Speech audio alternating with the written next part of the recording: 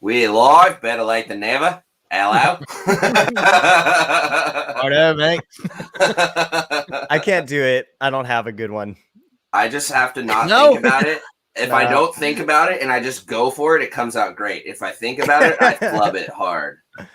Mine just comes out messed up British. Well, there's a reason for that. And, sorry to Australia's history, but anyway. Good morning, everybody. So, yeah, Afternoon. I got up early for my day off because I was like, I got stuff to do before the show this morning, and I got it all done. Nice. Did you? Yeah. I got myself up early too.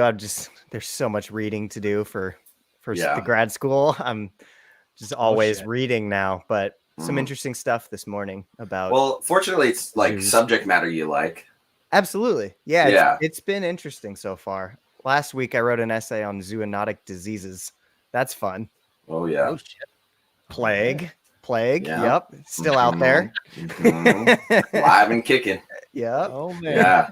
I've taken some courses on zoonotic disease and bloodborne pathogen transfer and things like that in zoos, and it's some scary stuff to learn. Yeah, there's some nasties. Yeah, nasties for sure. I've seen some stuff. I was gonna ask if you ever encountered anything at your zoo job. Yeah. I mean, I've dealt with chytrid within amphibians. I've dealt with what's the crypto in geckos, and how you have to like basically bomb the enclosure, pressure treat it, ammonia treat it multiple times, all this gnarly stuff. Yeah.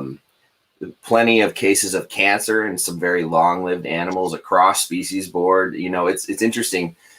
A lot of these older animals, they managed to get such good care in the zoo that they outlived some of the average norms. And as they got older, they fell prey to some of the same ailments that humans do as we get old: cataracts, liver failure, arthritis, stuff like that. And so I've seen a lot of that stuff.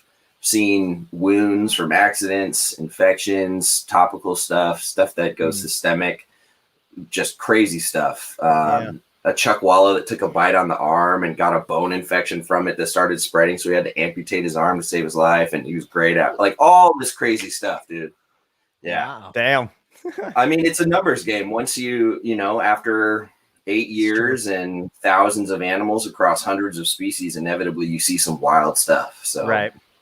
It's the ones that can hop over to you, though, that are the especially concerning ones. Fortunately, I never had to deal with anything like tongue worms in any snake species or imports like that, because you can't get rid of that. But it's just it's how it goes. You play the numbers game, inevitably you're going to see the bad side of that coin sometimes. It's the same thing with collections personally too. Sure. Yeah. So quarantine. Absolutely. Owen's number one rule. Yeah. It's a good one. Yeah. Speaking of That's what he said in the new Herp to Culture magazine. Yeah. Well, he's got the space, he can do it. Like, I think that's always the biggest challenge is people whose hearts are in the right place. They don't necessarily have the space to do it properly. So absolutely. I think that's where it becomes sort of taboo to talk about, because those people don't want to be like, well, I can't, so I don't. And they're worried about people attacking them. Yeah. No, I'm in just like a little apartment, right? And I do the best I can, but what that means is like all these snakes behind me in my bedroom, right? And then quarantine just like on the other side of the kitchen. That's all you can do. It's better than nothing, but ideally, you hear people talk about like separate buildings for all that airborne business. So it's like you said, it's a matter of what you can swing. Yeah. I mean, to try and implement a true proper quarantine process costs thousands of dollars per individual that comes in. Like, you have to have a separate building on separate ventilation. And then you're doing pre-ship requests from the person that's sending you the animals. So blood tests, full health panels, all that stuff. And then when you get them in, you perform those tests again: blood, weight, visuals, do all the generic intake stuff, quarantine them for usually 3 to 6 months, sometimes longer if it's like a turtle or a snake, and where it comes from. And then you do tests throughout that quarantine period. And each time, that's a lot of money. Yeah. And then you finally clear it afterwards, and that's $5,000 easy just on testing and maintenance. So, Absolutely. yeah, that's like, in my opinion, that's like AZA zoological. Like, you can't get better than that. And then procedurally also helps. Like, you do them at the end of the day or have a separate crew do it or whatever. So, and that's 100%. That's hard to do. Yeah. Yeah, man. I just finally got the 2 wild caught IJs that I got from Dan out of quarantine. How are they doing? Hey, dude, they are nice. Holy shit, are they nice? Wow. There's something different about the wild caught stuff that I see. Like Steven Katz will post some of his every now and again, and they just, I don't know if they just develop really well because of the appropriate natural setting. And by the time they come in, they're just like, you just clean them up a little bit and they look amazing because they were given everything they needed. Because we've seen exceptional examples of these animals that are captive born and bred in collections that pop up here and there. But very few of them are as exceptional as some of the wild caught stuff that I've seen. So. Yeah, the one reminds me of something along the GQ type of bloodline, like that real khaki silver sort of base color, and then that those oranges just popping out. Yeah. Real sharp. And then the other one's just like reminds me of like a diluted poster child. It's like really super orange, man. It's really sharp. I love the oranges. Yeah. Oh yeah. So nice. And what's crazy is that, they act very different than like my captive carpets, and not in an aggressive way. Just very, what's the word? Inquisitive. I don't know. They're just watching them and their tongue flicks and, how they're reacting to figuring you out, and, just very different than my. Now that's an interesting. Yeah, I was just going to ask. So, thought there. Would you say that what they're doing is observing this novel world from different perspective? Because captive bred stuff, it doesn't shock them. It's kind of the novelty's worn off. Whereas these animals have lived in a jungle their whole lives, and all of a sudden they're like watching a dude walk around all day. Or are they legitimately more cognitively developed and they've actually been forced to have to use their brains in the wild? And maybe they're literally smarter. They're finely tuned. That could be. I've only fed them once. And I just wanted to see if they would eat. They ate, no problem. I know Dan fed them once.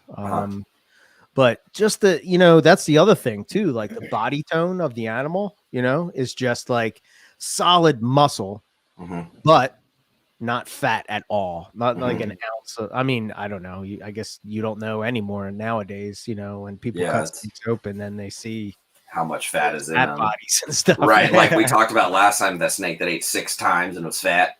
Yeah. So, yeah, but I don't know. Just very, very, very interesting. Very, very cool. I'm enjoying working with them. That's awesome. I've had wild caught stuff come in that has been babies, right? But these are adults. These are like full size. These females could breed. And I almost tried them this year, but I don't want to, stress is the killer. So yeah, they're still new to your rhythm in your room. Yeah. And this continent. That's true. Touche. Time zones. And, Point Lucas. Ding ding ding. Yeah, that's a good point. But yeah, you're focusing on your winter breeders this season, aren't you? Yeah. I haven't even put anything really together yet. I don't know if I don't know, man. I'm kind of missing the mark. Today was going to be the day because we just got about a foot of snow. So if there was ever a day to put snakes together, it's now. But I have a question. Here's a question. You're still early for diamonds though, right? So you're good on that. Oh yeah. They're not even up from breeding. So, but here's a question I have from you guys. I was thinking about this yesterday, right? You know how like we put pythons together or I guess snakes in general, but like when we're trying to breed them, a front comes through, some kind of pressure, change. And then, we use that to our advantage, right? So I'm thinking, like, does it make sense to put the snakes together after the storm is gone, or while the storm is happening, or when the storm is rolling in? Because I thought, like, why would the snakes wouldn't be breeding if it's raining out? Or maybe they would. I don't know. What are your guys' thoughts on that? Where would be the most opportune point to put them? I guess it really doesn't matter because right, they're going to breed anyway. But I'm just trying to figure out what's the trigger. Is the trigger the fact that it rained and now it's, thinking of where they come from, where it's dry and wet, and now they know, like, okay, the wet season has arrived.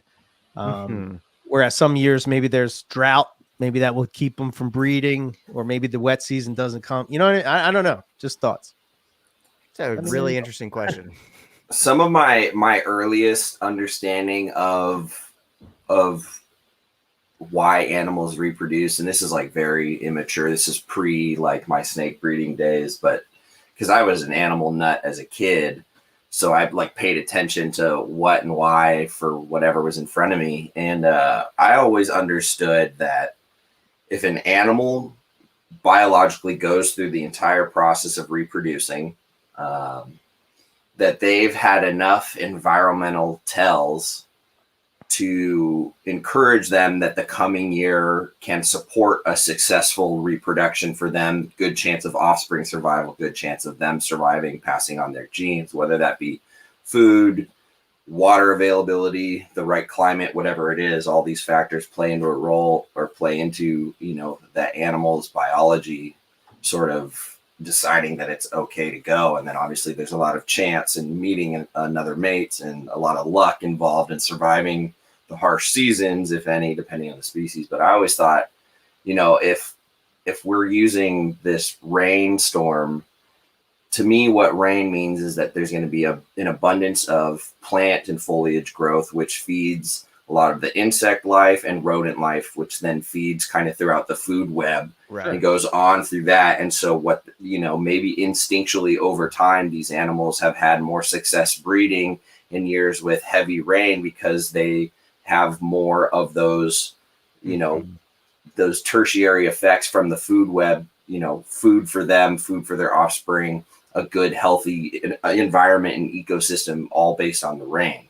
And maybe it's just a long, instinctually learned evolutionary trend that in a winter or a season where you get good rainfall, the coming months should be fruitful for you and your offspring. So if there was ever a time to reproduce for ensuring your survival, do it now. So that's always my thought. I would echo that. I think that makes the most sense. You're going to have an abundance of prey items. Yeah, nice. Rocking the Steve Irwin. We said the exact same thing as soon as he came on in the green room. Yeah, I asked him to show us the shorts, but he said that it doesn't extend below the waist. Yeah, that was good. That was good. But anyway, no, continue. Yeah, Riley, I think that is probably a really good bet, because it wouldn't appear that there would be any direct benefit to like active rainfall and breeding, right? Like that's not right. It has to be something correlating with the before or after and what that means for the snake. So that's why I think that your answer probably makes the most sense. And name me one environment globally that doesn't depend on some sort of pattern of rainfall throughout the year that has reptiles living in it. Because it rains in the desert. Yeah. Right. I don't know. Yeah. So, well, I mean, life is all about the everything revolves around water. Yeah. Yeah. For sure. Reptile scales are designed to keep hydration in and prevent them from desiccation. Yep. Amphibians don't have scales, therefore they are very, very sensitive to that. That's why they are typically found in very humid tropical environments. No, you're spot on. And like the tiger salamanders around where I'm at, and you as well, Riley, it's like they pretty much lay in ephemeral ponds, right? So like just rain happens, fills up a hole that's usually dry. That's where tiger salamanders lay. So, and we've seen the decline of their territory as a result of these warm years. Yeah, the droughts, because when you don't get enough rain, those ponds don't stay full. Ponds, right? So I saw it last year. We did a survey of the eggs, counted hundreds of eggs in Mhm. like January. By February, the water level had dropped so much they all Yeah. desiccated, right? Yeah. So, I was a part of field research in Santa Barbara too, looking at right. Western pond turtles, red-legged frogs, and some of the other adjacent species out there. And Yeah. man, I would go back the following year, the following season with the Forestry Service, because that's the only way we can go and under somebody permitted. And the same pool that I was, you know, catching and measuring tadpoles of various species and things out there in was just bone dry the next season. Like nothing was left. It was just a wasteland. So Yeah. And I think it applies to every animal, just reptiles, but everything sort of, it's Right. not just a linear food chain. It's a complex web with like multiple avenues, because predators can be prey as well. And there's all these like different layers to it. And so if you really just focus on, you know, okay, carpet python, this particular species, it's going to do really well in its environment here, and its prey source relies on rain coming at subsequent times of the year in order for them to, you know, produce, and that's what the carpet pythons feed on. So rain is, I think it's just become an ingrained, hardwired instinct that when it rains and you get a good rainy season, the following year is going to be, you know. Yeah. More available resources for sure. That makes a lot of sense to me. Which I think, you know, I guess that was sort of like, we kind of already that's kind of already a thought already. And if you're a breeder or thought about breeding or whatever, I don't know. Sometimes I think like, you know, well, me and Rob have talked about this all the time. There's so many, it's so hard to understand like what exactly makes animals want to reproduce, or just trying to understand all the little intricate details of the environment.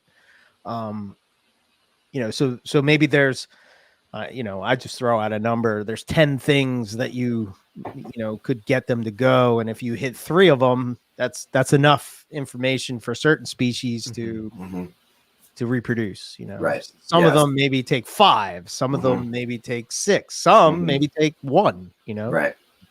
Yeah. I agree with that. Some are easier than others, some are harder. And then to answer your earlier question, to pair during or before, during, or after a pressure storm, I don't know. I've never thought like, okay, the rain's coming, I'm gonna wait till it's done and then try it and see what happens. I've always just been like, rain's here, snakes go. Right. Yeah. I'm just curious. Like, I'm gonna have to try to observe it myself to see when they're locked up. Are they locked up right away? Are they locked up, you know, after the storm comes through? You know, I don't know. It's just from my own geeky brain. I wonder. It's good info. Like how snakes experience changes in pressure, right? Because like for us, we don't really feel it, right? We're not necessarily equipped to feel when that, you know, we might notice the effects of it, right? But and we know that might be going on, but we don't have like an organ to sense it. Whereas like in fish, right, they very, very physiologically and directly feel changes in pressure because they have swim bladders and they blow up or shrink depending on the pressure. So I wonder where snakes fall on that spectrum of actually experiencing changes in barometric pressure, and whether they're, you know, correlating breeding behavior correlating with rain, right? Like, is that them experiencing the change in pressure beforehand? Well, it has to be because they're not getting wet in cages. So they know the pressure is changing somehow. Yeah, air pressure. Right?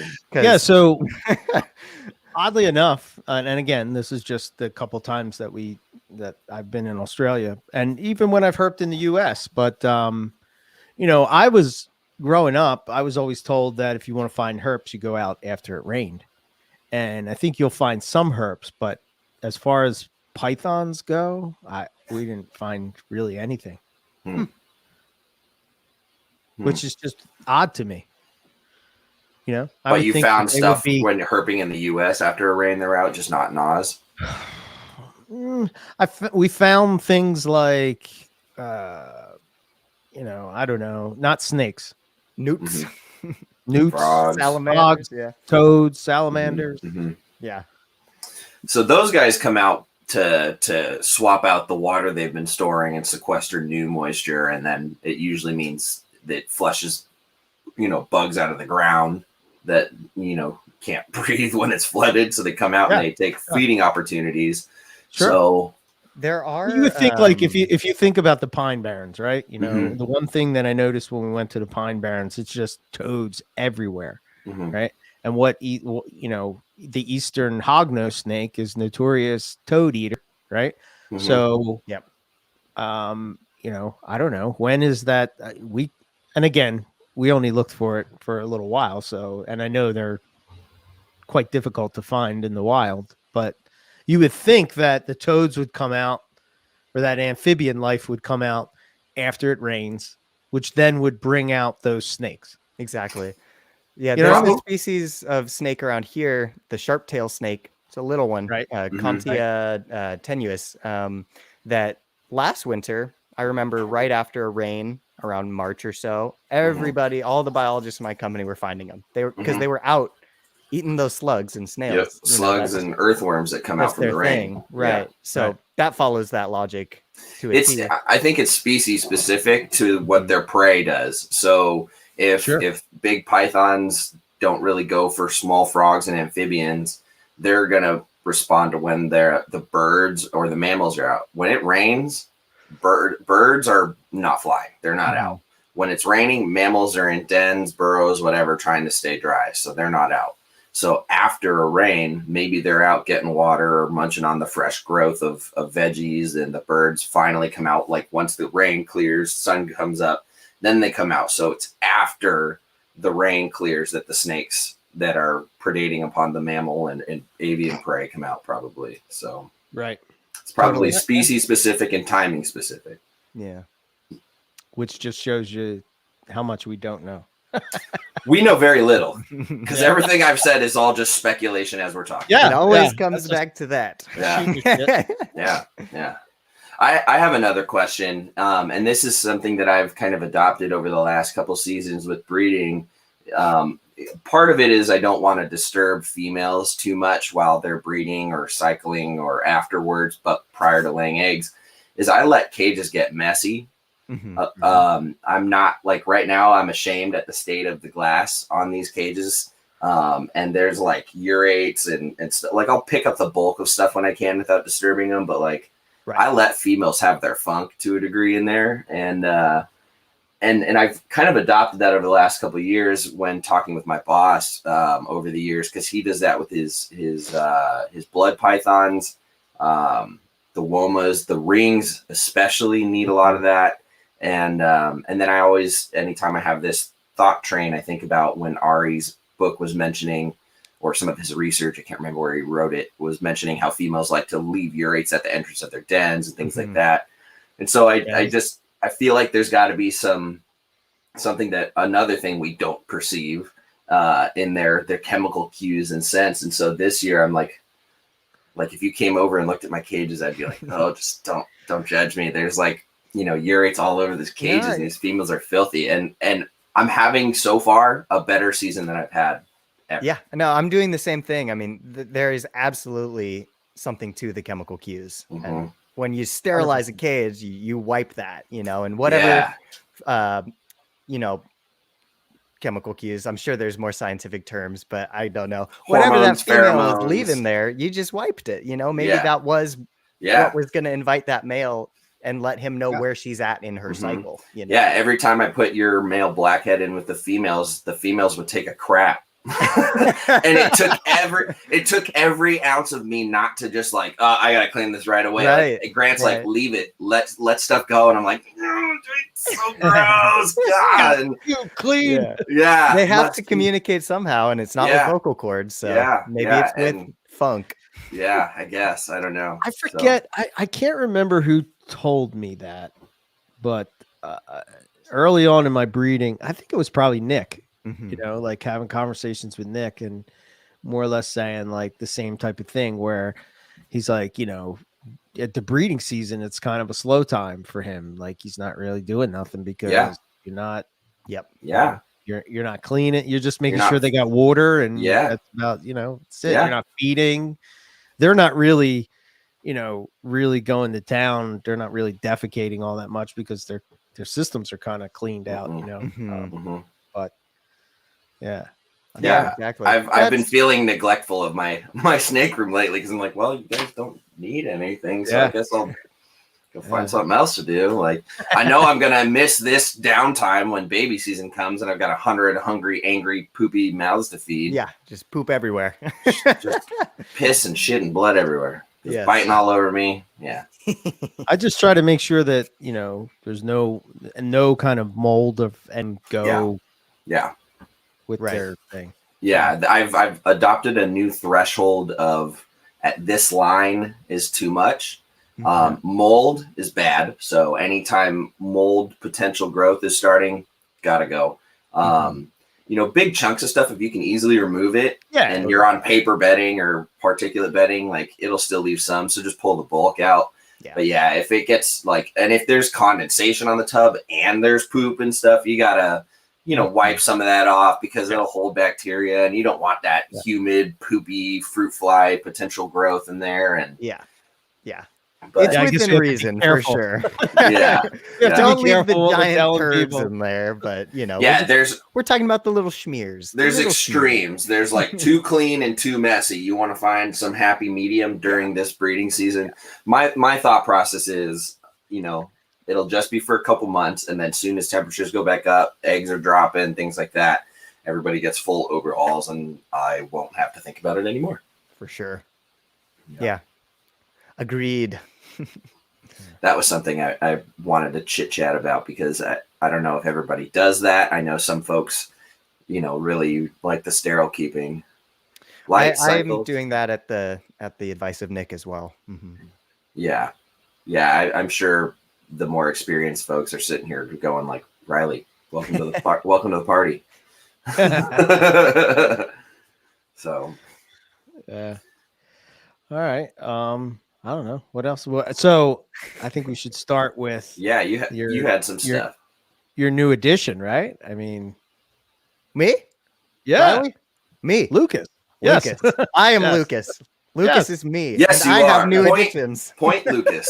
I don't have any new additions because I'm trying to. Guy. The one down here with the new stuff. Yeah. So absolutely, I'm super stoked. I got a female Ruffy, Carinata from Nick. Yay! Which I didn't think that was going to be a thing for me. Like it just kind of fell into my lap, and I'm so excited it did. It's obviously it's such an incredible species, and I just thought they would be unavailable to me. But just luckily enough, was able to snag one. In addition to the 2 inland carpets, the pair of inlands, which I think I put a deposit down for those like middle of last year. So that's been awesome. And yeah, all 3 are looking great. I got first feeds with all of them. I was worried I might have to scent with chicken broth for the Ruffy. They can be a little bit tricky to get going, is what I've heard.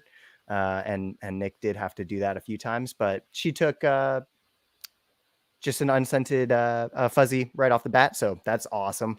And yeah, I'm super stoked. So these 2 in particular are ones that like a lot. Well, let's start with the Ruffy first. Like, Sure. I mean, when you opened it, did you have the same experience I had? Like, oh my God, it's a Ruffy. Yeah. Well, I'll tell you, I definitely went straight to that deli cup. Like the inlands, I almost felt bad because they were the species that I had been fixated on and so excited to get. But then like, oh crap, there's a Ruffy in the box. You guys wait, Yeah. But no, I definitely did have a similar experience where when it was in my hand, it was just kind of like, holy shit, like there's a different for lack of a better term, just a different vibe about them than the other carpets I've worked with and from like green trees. Like they really are just kind of their own thing, which is supported by the natural history and the taxonomy and whatnot. They're kind of on their little island on the way out of evolutionary history. But yeah, no, the eyes are something that stick out to me as super different, especially when they're like neonates and have bulging little eyes. They're just so cool. And the keeled scales. I remember you had mentioned kind of more of the rough pattern on top, and then it gets smoother as you go down the side of the scales, and that was cool to see. But yeah, I'm really excited to raise her up. Cool snakes, man. Yeah. And they're one of those ones too where everybody is going so all out with their setups. Like, I'm so excited to try my hand at making the cool rock, like foam rock things, and give them something really special too. Give her, I should say.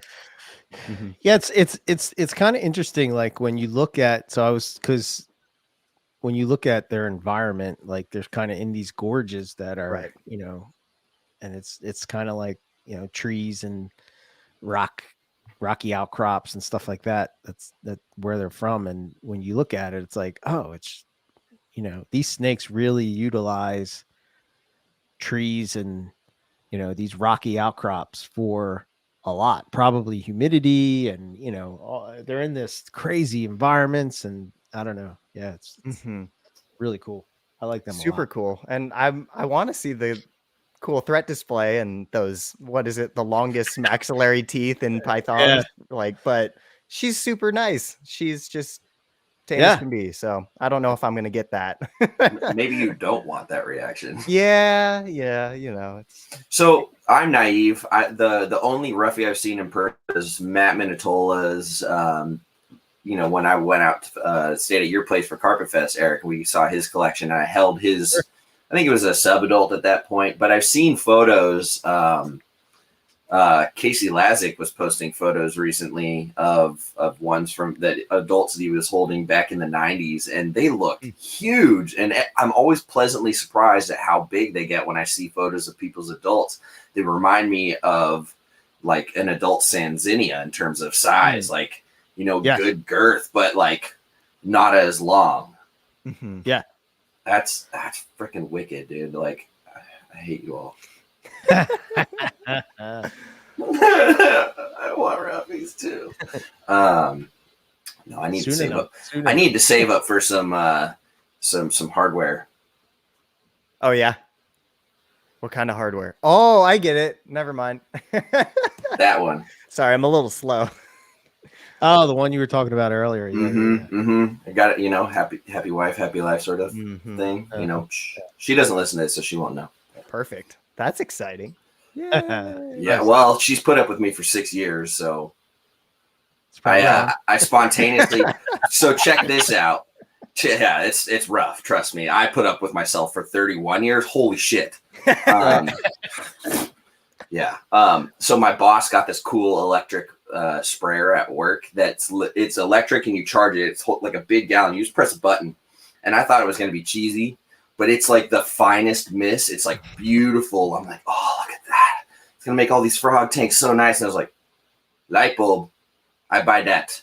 And I bought it because she's obsessed with plants since COVID now. Oh. And she's just been working her ass off at work. And she comes home dead tired. She wakes up. She's a zombie. Like, just brutal. Just absolutely unmotivated. So I'm going to get her this cool electric mister so she can sit there, press a button, and mist her plants with her eyes closed. I was wondering where you were going with that. I thought you were going to I'll propose while misting her. No, that would be write it out dramatic. In the mist or whatever. Yeah. I'm not that skilled. Don't hold me to that level. Holy crap. But anyway, yeah. Very exciting. Yeah, that's an important thing to save up for, I suppose. And then I want to buy a house too, so I've got all these things because, these snakes deserve more space. You know what I'm saying? So yes. I've been watching too much Sopranos. This coffee's really setting in. Holy crap. So talk about your inlands. Yes. So the inlands are another one where they're a lot different than anything I've had before, as they should be, right? They're their own thing. But definitely understand what everybody's talking about with the blue that doesn't photograph well. Yeah. It was really cool to see that, because it's true. You don't really get that hue in pictures, but when you're looking at that belly, especially under like natural sunlight, it really does have that blue accent to it, which is super cool. And they're as advertised. They're both super chill again. And the boy ate for me just fine. The girl, I had to kind of persuade that food is good by repeatedly whacking her in the face until she ate it. Which honestly, that has been a go-to trick for me. That worked with the green tree. That is. I was going to say that's a chondro trick. Yep, and that's it an old worked for this trick. inland. So, but yeah, no, all three. I couldn't be more excited. How big are the inlands? They're very small. Are they 2020s? 2020s. Yeah. They're all. So you still haven't gotten the full inland experience because wait till they're bigger. They still look like great little worms, like, you know what I mean? Yeah, they're like, little worms. One thing that did stick out to me is a different head shape from the other neonates that I've worked with. It's a lot more slim and long, I guess I would say. Like, it's kind of a pronounced snout, whereas like the breadlie, even when they're little, they kind of have the arrowhead shape to it. So that's cool. But yeah, I mean, what's not to like? It's awesome. Yeah. I've seen a couple adults in person, seen the ones with like red in them, like really good red coming through. And then I've seen some like really beautiful blue ones, and they're just something else. It's going to be cool to see how they color up. I don't really know exactly what to expect. So yeah, it's also just good to have a larger variety of Morelia again, because it was just the breadlie for a while once I parted ways with my granite jag. So it's nice. It's nice. Yeah. Next you need jungles, and then popwinds, and then coastals, and then Darwins, and then Novas. This is the can you guys see that? Yeah. Ooh. Nice. Yeah, that's my male. Look at this high tech, Eric. How'd you do that? Yeah, very nice. Yeah, see that. I love all that shape. red. Yeah, man. It's in the negative space. It's all the red fish netting behind the pattern. It's so cool. Yeah. I might as well show these. Look at all these amazing pictures. I'm doing it. Hold on. Here we go. This is the one I was telling you about. All that orange. Ooh, look at that. Yeah, so nice. That's awesome. When it comes up from the side like that, you catch it at like 6 p.m. or 6 a.m. and it's just like whoa, flamed all the way up. Oh, it's the killer. Yeah, good stuff.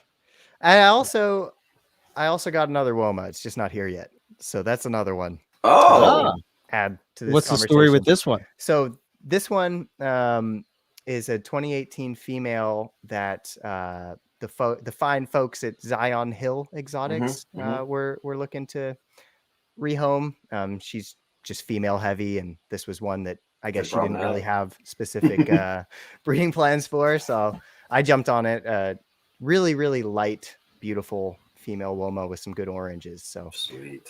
It's been too cold to ship her out, but I'm super excited. And that'll complete my group for now, 2.2. Unless yours drop some eggs. That's happening. Nothing's ever really complete. That reduced pattern female, she's definitely going. She's like that thick right now. I pick her up. I held her up for Grant the other day. I was like, look at this as she's trying to bite me. I'm like, ooh, okay, put you away. That is one of the prettiest Womas that I've ever seen. She is huge. Yeah. Oh, huge. Wow. The other female is going to go later. She always goes a little bit later. So I need to decide if I want to grab a pair from this first clutch or just get a female or something from this clutch and wait for that other one. I don't know. Sweet. Yeah. And then, you're for sure going to get a half a clutch of blackheads from that one female at the very least. I can't even. It's like a for sure thing at this point, as long as Grant doesn't fuck up the eggs. That's what I was going to say. I'll let that dude near them. Yeah. Too soon. Sorry. He doesn't go in that room. No. Okay, good, he no touchy. He no touchy. I have full faith in you and Grant, but I'm trying not to let myself get excited because the heartbreak would be too much. Sure. I hear but you. holy crap, that would be so cool if we had some blackheads. Yeah, and with her size, 8 eggs isn't out of the question, She's big. Yeah. And that ovulation was thick. Dude, when the photo I sent you was at the start of it too. Yeah. So when she blows up, it's literally a small football in there, like not exaggerating. It's a small football in there. Yeah. So would you say that Womas and blackheads are relatively simple to breed? Is the difficulty always seems to be in the eggs, right? I would say, from my limited experience, Womas will breed regardless. You put them together, they'll breed. The eggs are the challenge for them. Blackheads, I think, are probably, the males seem to be just as willing. I mean, at least from Lucas's male as an example, he's literally like scarring the females, spurring them all day. He's tattooing his name all over these girls. I swear, he was deprived for 11 years and has all this pent up frustration. Yeah. I think the Womas will breed readily. I think they breed a rope if you let them. I think the blackheads, I think they just need to be mature. I think they're a different level of confident and instinctual. They seem smarter than Womas to me in terms of their approach to what's around them, food, breeding, handling. They just seem to calculate and think more. So I think with them, you have to be more patient. In every regard to me. Yeah. Yeah. They kind of have more of like in my experience, like almost like a lizard-like sentience. Like they're always checking out what's going on. Whereas the Womas are just like, bite. Yeah. I mean, my experience with the Womas, especially that new girl, if I put my phone in there to take a photo, I got to watch out because she'll eat my damn cell phone. Yeah. The blackheads, I'll open the enclosure, and no matter what they're doing, they both stop and come out to see what's going on. And it's not malicious. It's not looking for food. They're just very tuned in. They're very aware. Yeah, I love that. They are probably my favorite species right now. They're growing on me. I mean, working around them like I am right now is they're growing on me, which is unhealthy. Damn, I love the fact that they have retained their value for so many years, and it's like one of those species that, you know, I guess like people that really love them, like, you know, they really love them. You know, you don't see many people. It's just like, I'm gonna get a blackhead just to have a, but you know what I mean? It's like nobody. I don't know. It just seems like. Well, part of that probably is that it has to be such an investment, right? Like you're not gonna do that more often than not if you're not like really into it. Right. At least I would hope. Well, especially because they get so big too. Yeah. Oh yeah. That's true. I always forget that part. And as far as somebody who's looking at it from a breeder's perspective, the babies are hard as hell to get going. So there's turnoffs to a pet hobbyist and a breeder. Sure. So you've got limitations. Python isn't hard. That's true. That's true. Antaresia, Aspidites. I kind of like it that way. It keeps it challenging. Me it keeps too, it man. Fun, and it keeps the people who just want easy projects out, and it keeps it a little more wholesome. And now that I don't have my children's pythons anymore, which I kind of regret selling them because like they were easy for me, but I don't know if the others are. And I'm really terrified after how tiny those babies were. I don't know if I want to deal with that again. So maybe in a few years, I'll circle back around. You know, there's a friend of mine. He's always like, Riley, pygmies. I'm like, you son of a bitch, you stick away from me. Don't touch my wallet. I want them bad. Yeah. As for the blackheads though, right? Like in terms of the eggs, you always hear that they're so easy to kill, right? And that's the part of things that people have a hard time with. But Eric, maybe you remember, I was re-listening to the Jason Hood episode of NPR, and one of the things that really stuck out to me from that episode, and obviously Jason's had great success with the blackheads, is when presented with that idea, he was like, no, they're not hard, right? And it was weird. He just kind of, he said he does a night drop with his eggs to try and help reduce the condensation so that they don't get wet. Yeah. And that was something that was really interesting to hear, because I think we can all agree that's an uncommon approach, but at the same time, it's like, maybe that actually makes good sense. Like here we are talking about MI and how that probably makes healthier babies because they have to deal with actual fluctuations in temperatures. But then we don't give the actual fluctuation in temperatures, even though we easily could. Yeah. Yeah. I don't know, man. It's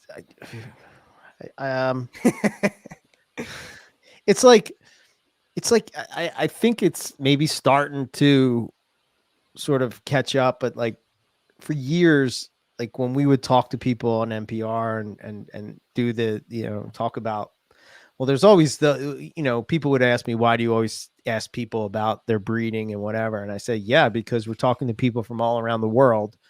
And what people forget is that, yes, there's certain parameters that you have to do, but depending on where you're from, there's going to be ways to sort of work around some of the problems that you may have because, it's not humid enough in your area. It's too humid or, whatever the case would be. It gets too cold, doesn't get cold enough. There's all kind of workarounds that you can do, little tips and tricks, but I don't know. It seems like, that's been something that maybe it's starting to change, but, guys like Jason Hood and stuff that I think, Jason and Derek and guys like that are trying to figure it out, doing experiments and trying to mess around with it. I know you don't want to mess around with a clutch that, I guess valuable clutch bring you very valuable, money, but like it just seems like that's one of those, they fall in this weird spot where it's like, you don't want to mess with it too much. You just want them to hatch and get them going and call it a day so that there's more of them. And you can sort of like, I guess maybe make your investment back if you want to look at it that way. But, just like you're saying, do they have to go up and down and like all these different things? Like, where is that? Maybe we're keeping them too warm. Maybe they're not, you know what I mean? Like, yeah. And I guess I'm just more considering that concept broadly, right? Like not just for the blackheads, but I would assume that even with a mother's best efforts, shivering and keeping that clutch warm, there's probably a little bit of a dip at night, just because that's the way it goes, and maybe that would even be something that we can employ in our controlled, herp stat incubators that would actually be of value to development. I don't know. 100%. Just night drop everything. I'm very curious. I do. Agree. Yeah. Right. Maybe even only a degree or two, but maybe that makes a difference to the embryo. Who knows? Yeah. Yeah.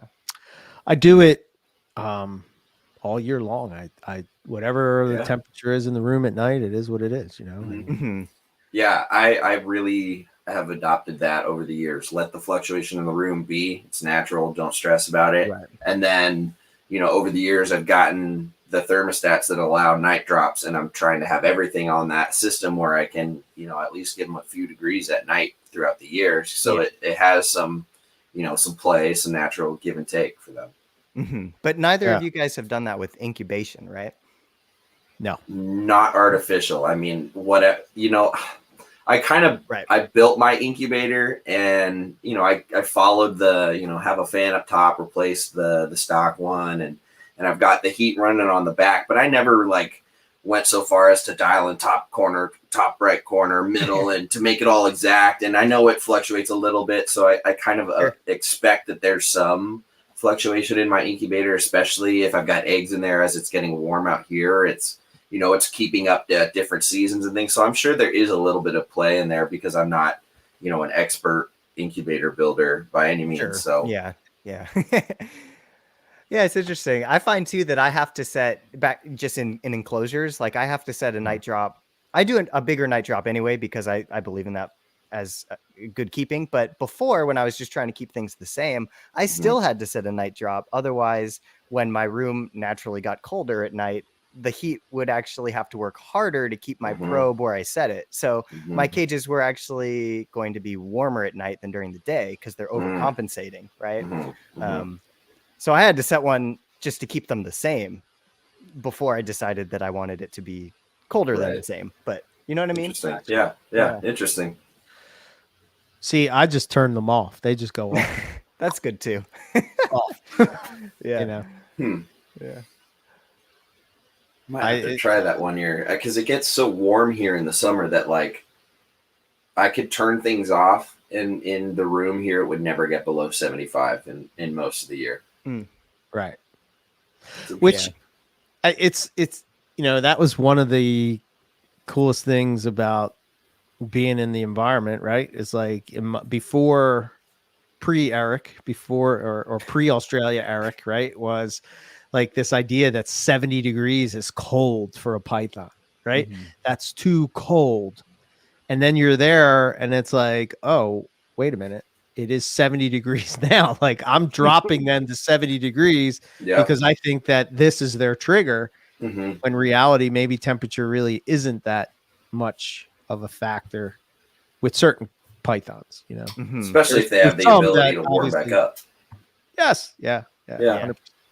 I got my Brettles to 49 last night. Holy shit. Did you?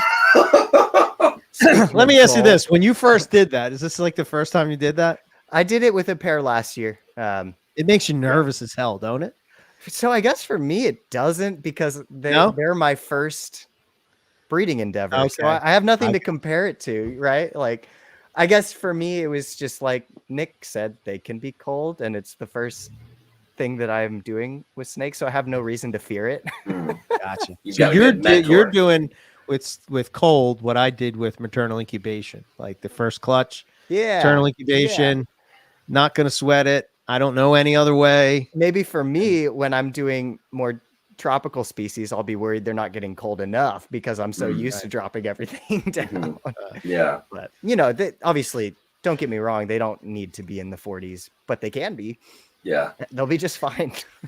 When I walk into the diamond room, it's just like, oh my god, this is cold. Like it's cold. Like I'm cold, and they're fine.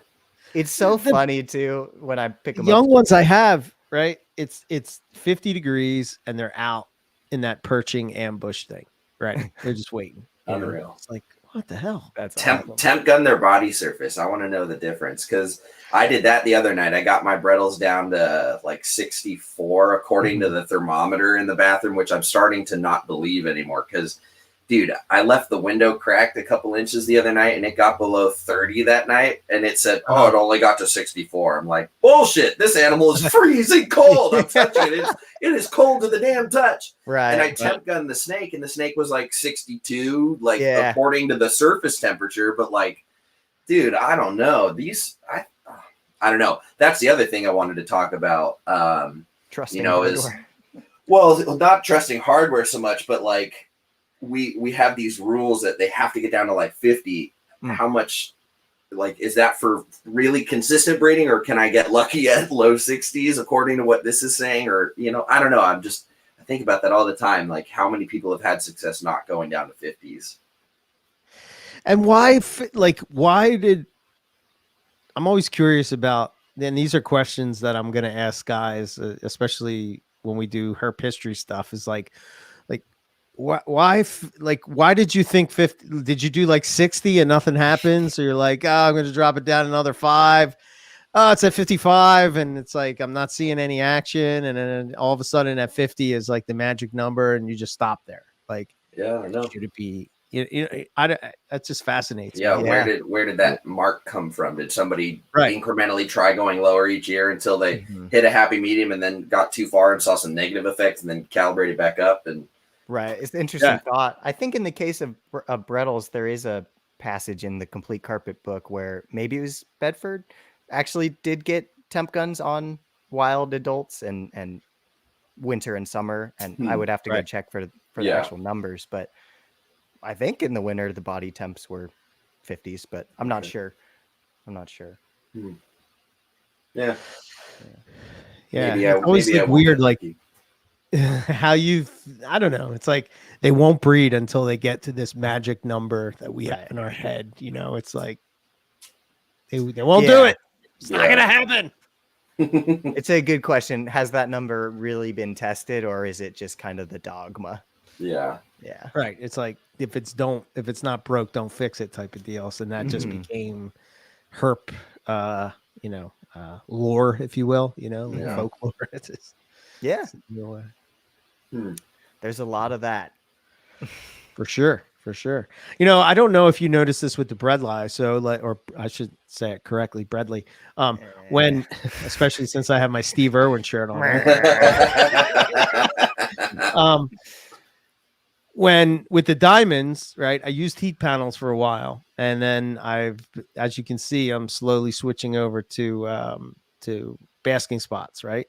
And I noticed that when they, it'll be cold the night before, then they go and they bask, and no, they are hot to the touch, like really hot. Man. And I don't know if it's just with diamond pythons. I was curious if you guys had that with Bredli. I can't say that I've noticed that. No. Yeah, I've never noticed it on my other carpets, but with these, it's like they're actually physically warm to the touch. And that jet black retaining that heat, I guess. Yeah. I mean, all my animals kind of feel like as cold or warm as the ambient is when I touch them. But I'm also not using overhead basking, so. Now I do feel that when I use heat panels, so I don't know if that makes a difference. I see. Interesting. Yeah, I'm working all radiant heat panels and 2 caged ceramics, so I'm not sure that I would notice that, just based on that. Well, those tend to diffuse the heat out to help bring up the ambient, not as much as a basking bulb would. Yeah, right. You use ceramic heaters and radiant heat panels, and you'll find you'll get the ambient better. Exactly. And that's why I'm doing, like, I don't have heat, so all of my cages need to be pretty self-regulated. Right. That's the perfect application for ceramic heat emitters and heat panels. But if you have some control over the ambient, depending on the species, sometimes that can eliminate the appropriate thermal gradient to a negative degree, it's like take it away too much. Totally. Yeah. And then it depends on the type of enclosure you're using, what it's made out of. Does it insulate well? Does it allow heat to escape? Glass allows everything to go right out. Wood and plastic sort of insulate a little bit better. So it depends. For sure. Yeah. Interesting stuff for sure. Yeah. I had to reset all my thermostats for this apartment versus the place I was at before. To calibrate to get it where you wanted. Yeah. I had to recalibrate everything. Yeah. Mm-hmm. Yeah. I kind of like letting things ride a little bit. I like a little bit of lack of control and accuracy on some of my stuff. Like I know it's in the right range, but the precision isn't like 100% there. And I kind of like it. I kind of like that it fluctuates a little loosey goosey. To me, it seems like a little like manufactured and environmentally based, alterations and temperature fluctuation that would be almost natural. Sure, that makes sense. Yeah, like the Crebos, they're completely ambient, 100% of the time. What they experience is what they experience. Some species probably wouldn't hang in this room, of course, but it's perfect for them. And I think that natural fluctuation is very healthy for them. So I try to implement that on some of these other species. And even though I have a bunch of species from all over the world in this one room, selectively it works. So nice. Yeah. And that's why I need a house, because I want more and I need to have rooms of these things. Yeah. I feel it. Yeah. The never ending struggle, right? Space and resources. Yeah. No, I got to get another big cage before the blackhead comes home. So yeah, you did. Did you guys happen to see this picture of this wild carpet? This, hold on. Work your magic. Do that whole screen. Oh, here. Yes. Oh. I did.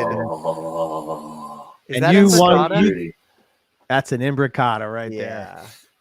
Woo. I mean, first of all, the snake's incredible, but also just that picture. That shot is, even if there was no snake, that's nuts. That shot is very, very nice. But Eric, we could have seen that if it weren't for damn COVID. Yeah, I know, right? Bastards. I'll get you one day, COVID, and that damn Qantas Airlines that stole my $500. Oh dear. I need to go to Australia. Hey, imbricata are pretty cool. And now that I'm like rediscovering monitors and Australian geckos and all these different things, I'm like, oh man, I need to go back so bad. Oh, man. dude.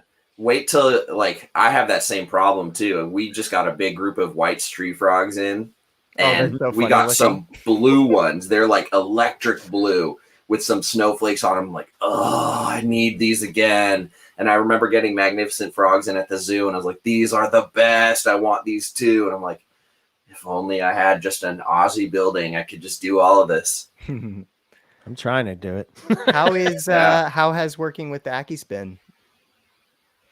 Dude, they're you know, I haven't had a monitor in about 20 years, and I love them. I think they're so cool. They're so different than snakes, you know. They're just different. They're like they got like these little personalities to them, and like, you know, they're starting to become more comfortable with you know, the big monkey that keeps looking inside their world every day, you know.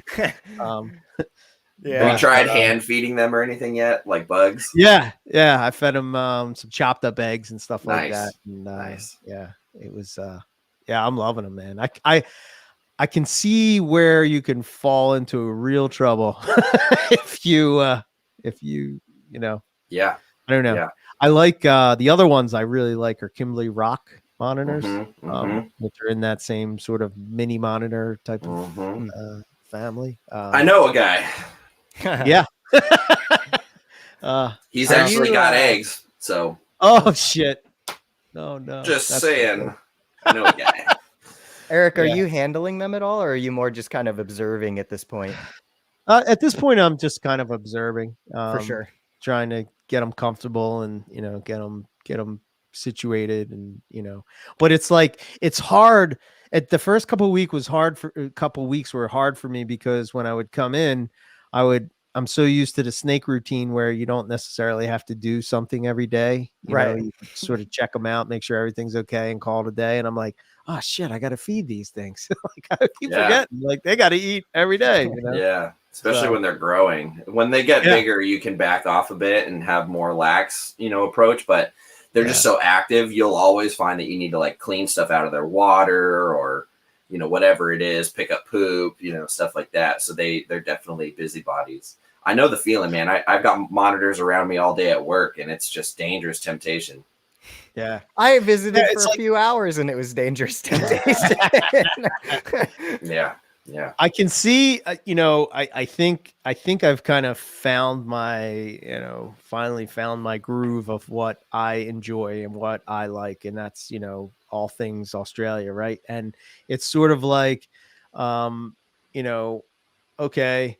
I can see myself, like, I've always kind of wanted a blue tongue skink, just to have one, you know, but the one that Casey posted up today in the NPR chat, you know, I'm looking at the orange on those things, and I'm like, holy shit. Yeah, those are amazing. Wild.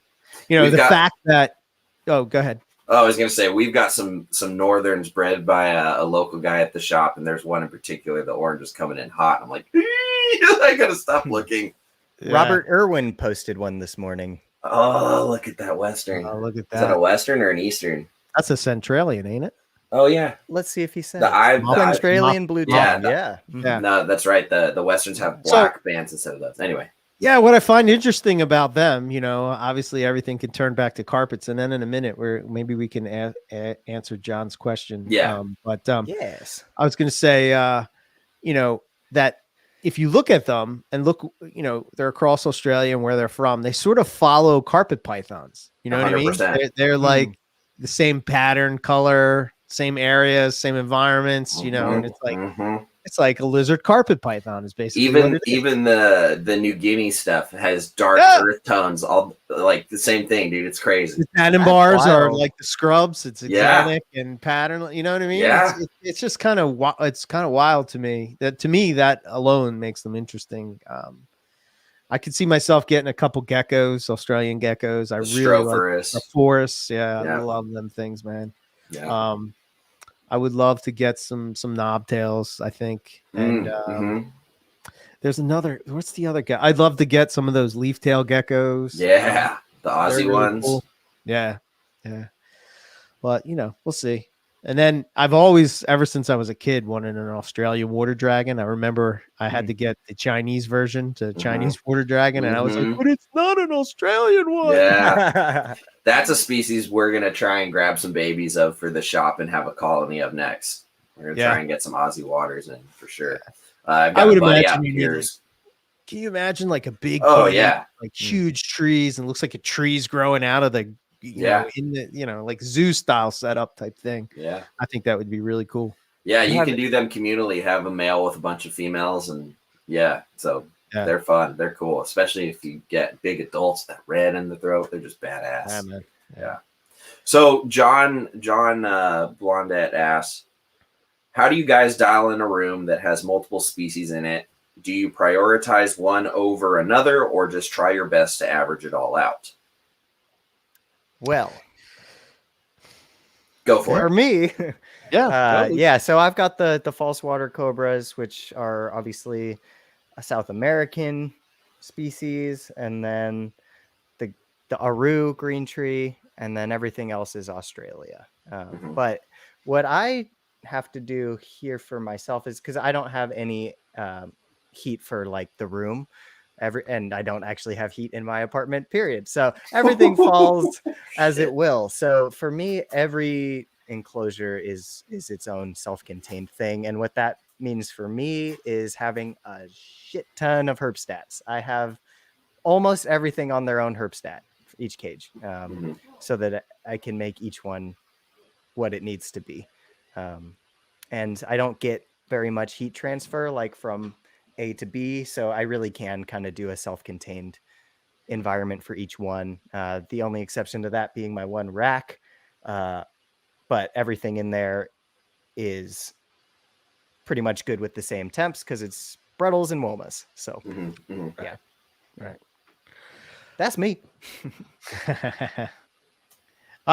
For me, I kind of keep all Australian stuff. Before that, I kept mostly all pythons. So I've never really had to balance like colubrids and, pythons or stuff like that, or North American versus Australia. But I have two separate rooms. That way I can keep diamonds the way they need to be kept.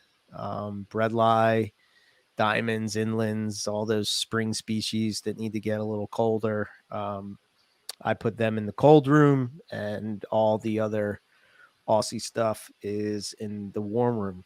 What I've been thinking of as of late, though, is like, I'm thinking like, okay, I do that for carpets, but I don't separate them out as far as other python, like other Australian pythons, which I don't know, maybe may be an advantage if I'm dropping breadlie low.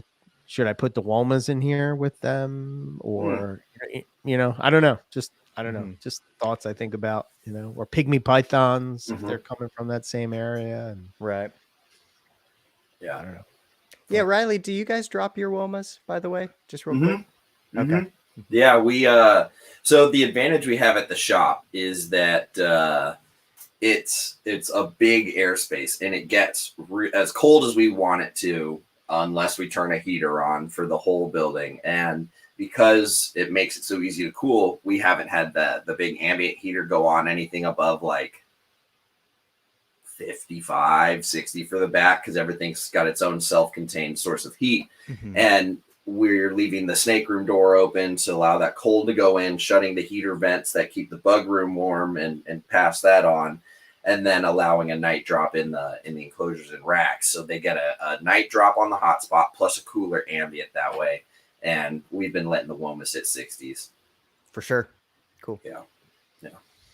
The way I manage my room, because I don't know, like I've got stuff from North America, Madagascar, South America, Australia, Papua New Guinea, Madagascar.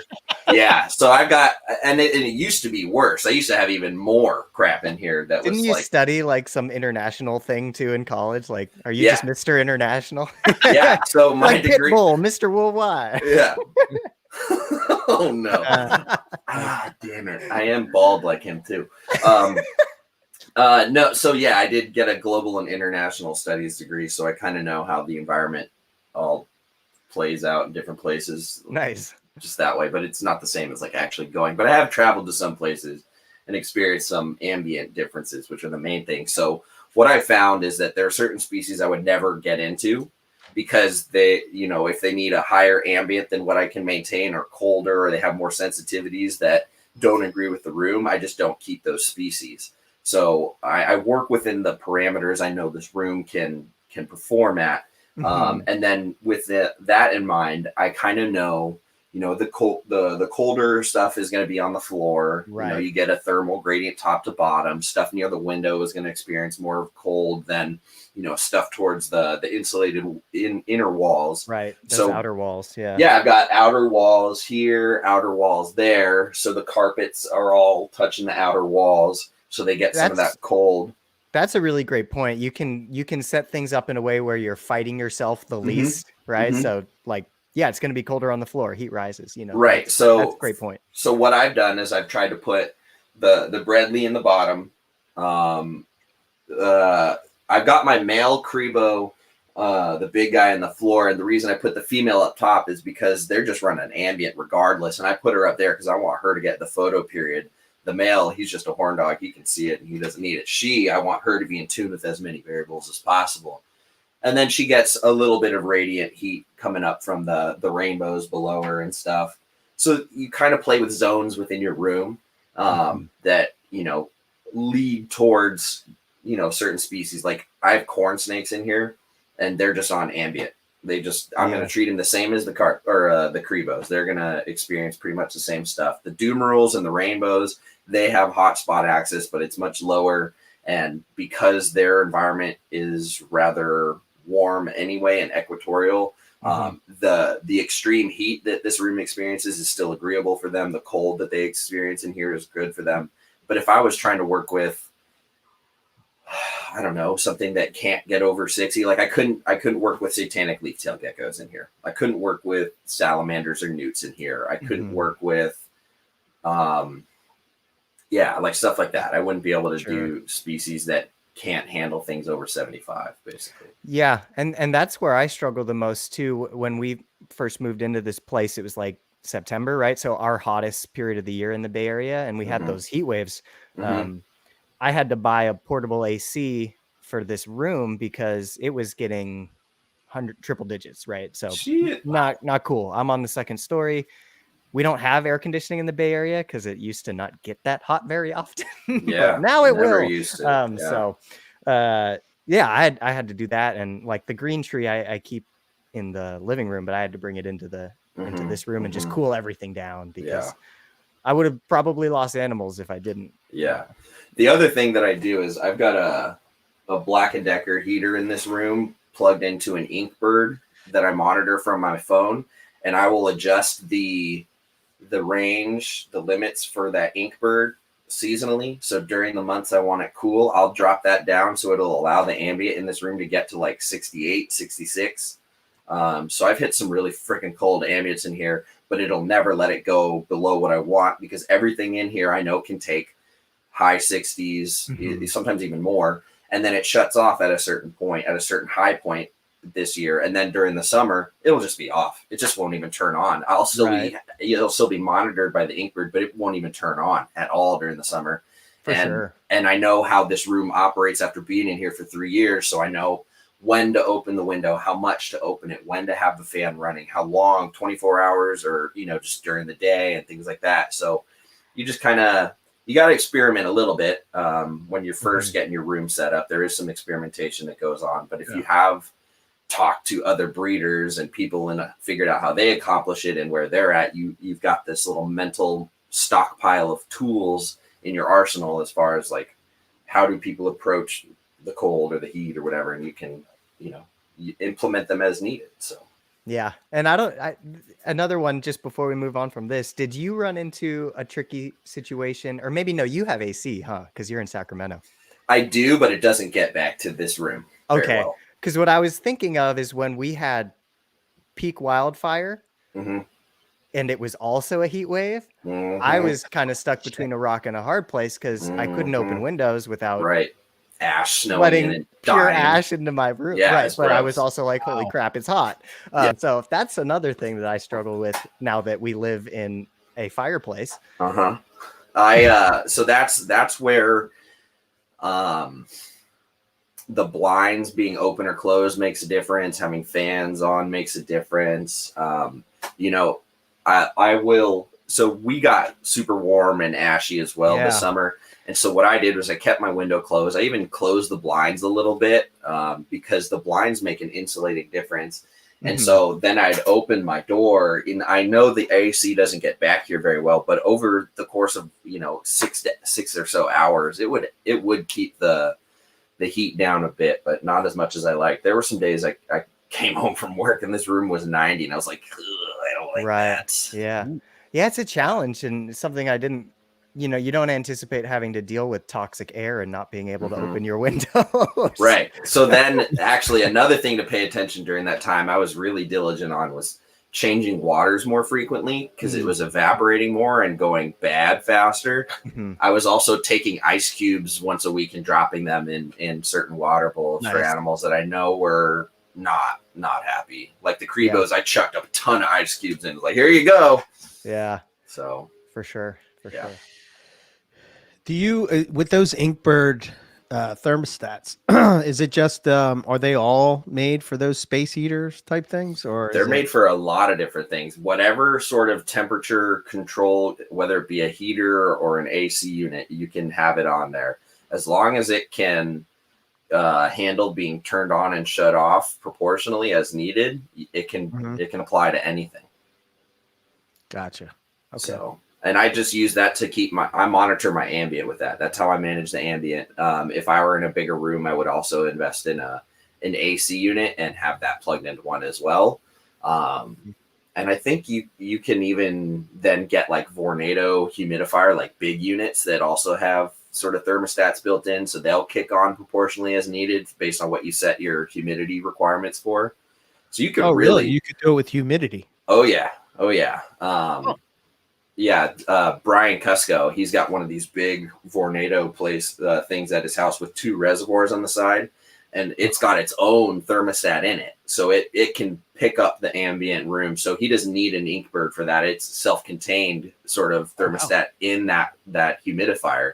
So you could pay for like an advanced one. I'm assuming it's like $120 for that one. I've done some brief looking into it.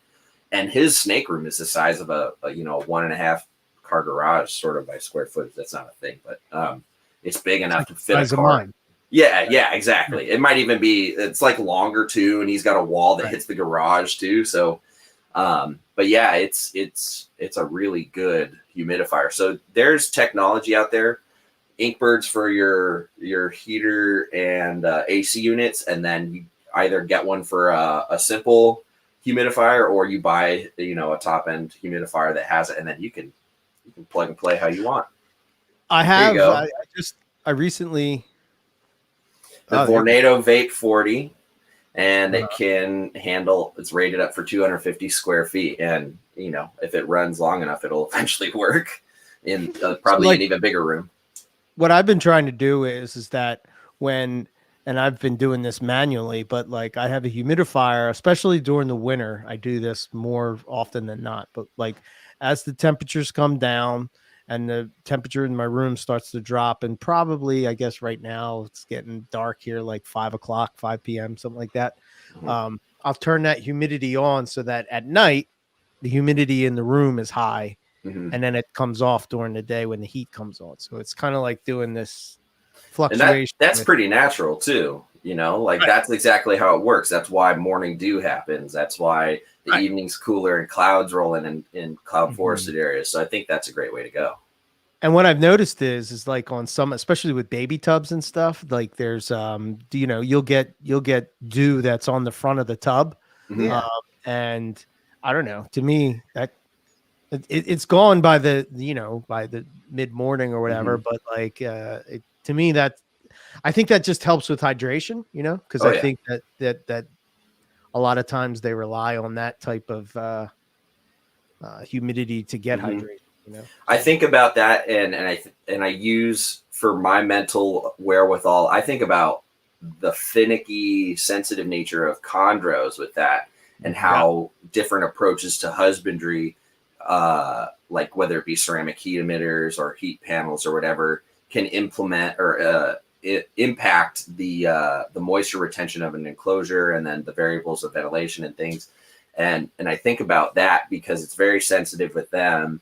Obviously, carpets are much more bulletproof, but yeah, I mean, I think, a lot of the times some people have issues with chondros because of dehydration, and then they start changing up how they administer the water, whether it's an arboreal bowl or a bigger bowl on the bottom, or they're misting, or, there's the debate of misting versus not misting. Right. Is it because their environment isn't humid enough, or they're not going down to drink? I think there's all of that at play. And so it's much more problematic and discussed and focused on in the chondro world because it is such a challenge, but carpets being so bulletproof, it's not as big of a challenge, but it's still important, I think, to a degree, like you're saying. That's why they're clearly the superior of the Oh yeah. I mean, my carpets think before they bite me. Chondros just do it. Yeah. So my you remember Matt Moyle from Carpet Fest, right? All right. Remember, did you get to talk to him about his chondro enclosure? Wasn't that freaking amazing? Like, he has this fan set up that it sucks out the so he'll somehow raise the humidity in the enclosure, right? But the kiss of death for, usually when you're spraying or raising the humidity is that you start to get mold because that balance is sort of out of whack. But somehow he has this setup where it sucks it all out and then it starts all over again. So it just continually goes through this process to where, it's not stagnant air. It's not, you're not going to run into mold issues. Didn't he say he cut holes for like little computer fans, the little muffin fans? Yeah. One was blowing in, one was pulling out. Right. Yeah, and you can run fans on thermostats with an Inkbird the same way. Yep.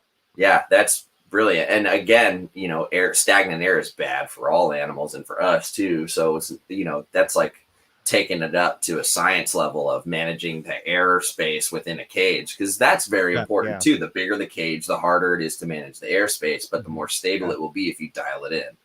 Yeah, that's super cool. I mean, it's taking ventilation from a passive to an active system, and that's awesome. Yeah.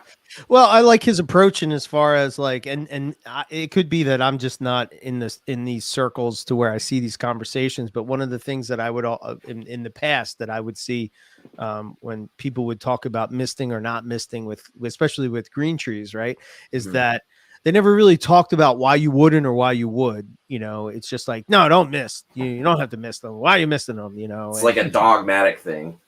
Yeah. And it's like they never really got into, and again, maybe they did, and I just missed these conversations, but it just seemed like they never got into the why you would do it versus what is your argument not to do it, and what is your argument to do it, because I see. And then I think what happens a lot of times, and I've talked to Rob about this because where Rob's from, it's so dry. You know what I mean? He's working with a different palette of parameters that he sort of has to figure out how to get this snake to be healthy in captivity.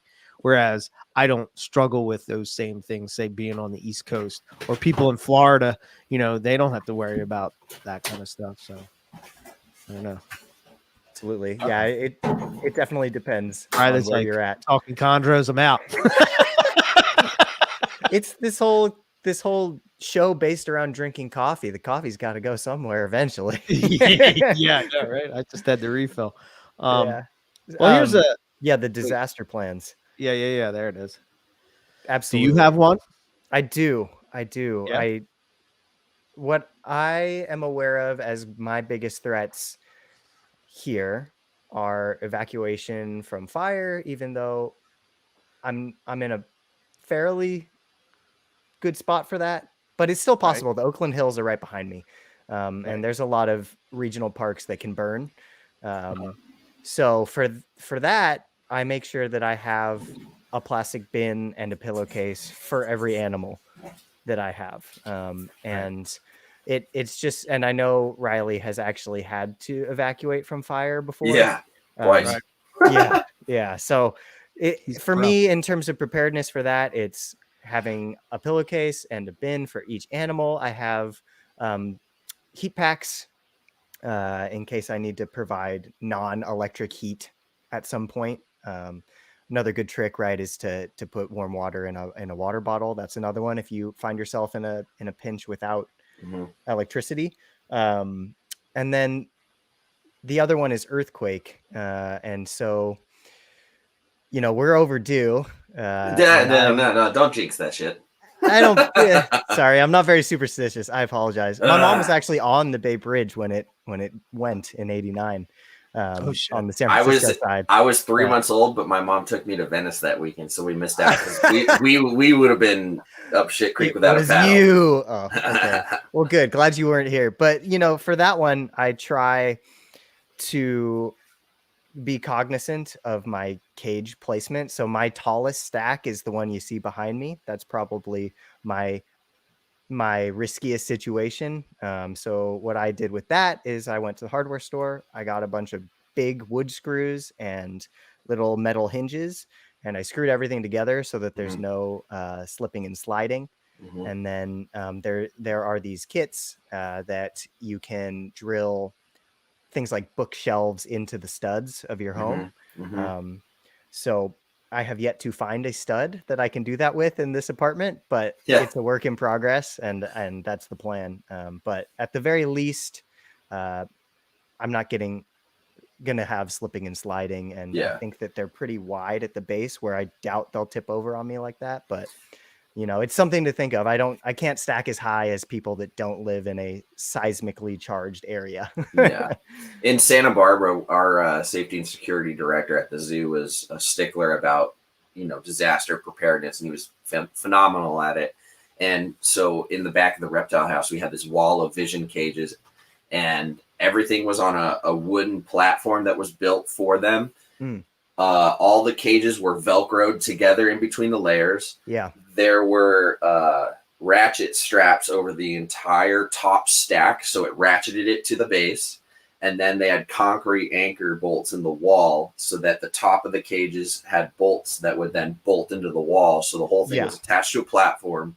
Weight would keep it in place, and then everything was, connected and then held to the wall. And then all of the main displays were built into the wall and bolted to the wall as well. So everything was super secure.